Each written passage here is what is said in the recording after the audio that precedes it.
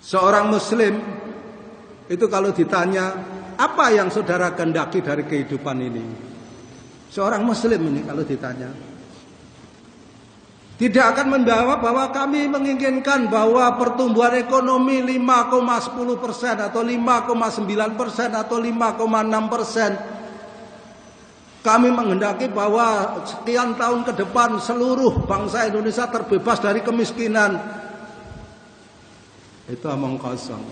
Belum pernah sejarah manusia, ya, itu seluruh manusia terbebas dari kemiskinan, belum pernah ada.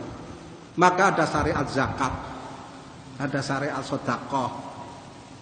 Ya. Kalau semua orang kaya, saudara-saudara sekalian, saudara bingung mengatur kehidupan ini. Allah menjadikan ada yang miskin supaya kita bisa hidup dengan baik. Yang miskin kemudian mengambil, ya, pekerjaan, ya, dari yang kaya mengambil jasa yang miskin. Coba kalau sama-sama kaya, tidak ada tukang batu, tidak ada yang mencangkul sawah kita. Memang itu dibuat, tidak ada tukang ojek, tidak ada tukang grab.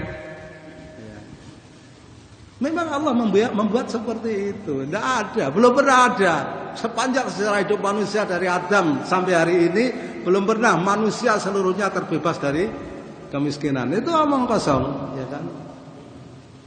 Saudara ditipu seperti seekor sapi yang dikasih rumput, tetapi diikatkan pada satu kayu yang diikat ke lehernya. Setiap sapi itu jalan mau ngambil rumput, jalan juga rumputnya ke depan. Iya. Tidak pernah ada. Nanti dikoreksi setiap sekian bulan karena ada ini ada itu, tidak tercapai target itu. Khayalan. Maka seorang muslim ditanya, apa sih maunya orang Islam? Seorang muslim itu maunya apa dari hidup ini? Sederhana.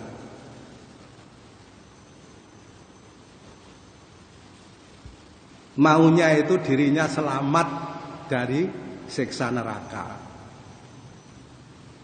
Dan setelah itu berupaya memberitahu orang lain supaya selamat dari siksa neraka. Mau kita itu cita-cita paling rendah. Ya. Tetapi sudah luar biasa. Itu orang bercita-cita. Ya, betul namanya punya cita-cita. Punya cita-cita yang paling sederhana supaya kita selamat dari api neraka. Orang per orang. Maka saudara bisa membayangkan ketakutan seorang muslim terhadap api neraka itu membuat mereka rela mengorbankan kehidupannya ini, dunianya, hartanya, anak istrinya, bahkan nyawanya, kalau dia bisa terhindar dari api neraka nanti di akhirat. Dia terkorbankan. Iya. Setelah itu dia akan berusaha bagaimana menasihati orang lain supaya terhindar dari api neraka. Sudah cita-citanya itu. Ya.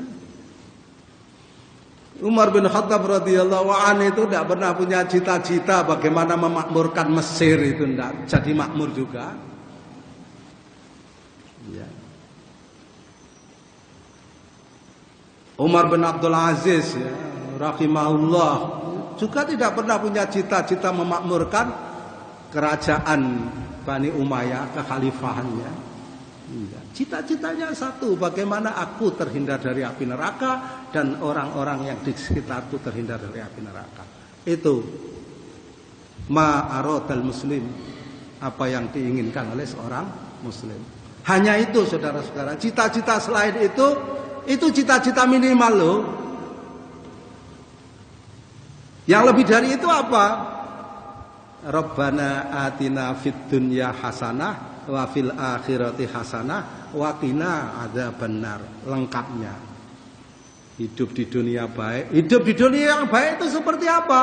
Hidup di dunia yang baik itu hidup di bawah lindungan hukum Allah Subhanahu wa taala. Tidak ada yang lain.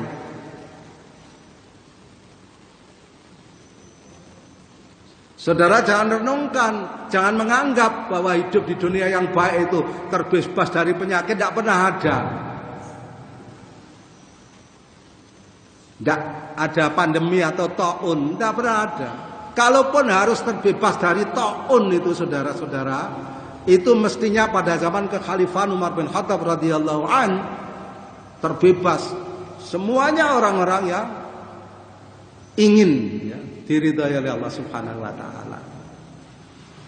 Taun pada masa kekhalifahan Umar bin Khattab radhiyallahu anhu itu membunuh 25.000 orang Islam. Orang Islam saja itu 25.000, itu di Syam saja. Ya. Tidak 200 sekian negara katanya hari ini. Orang Islam saja di Syam, Madinah tidak kena.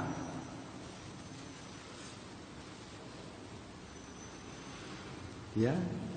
Jadi kalau kita ditanya apa sih maunya orang Islam, sederhana Pak.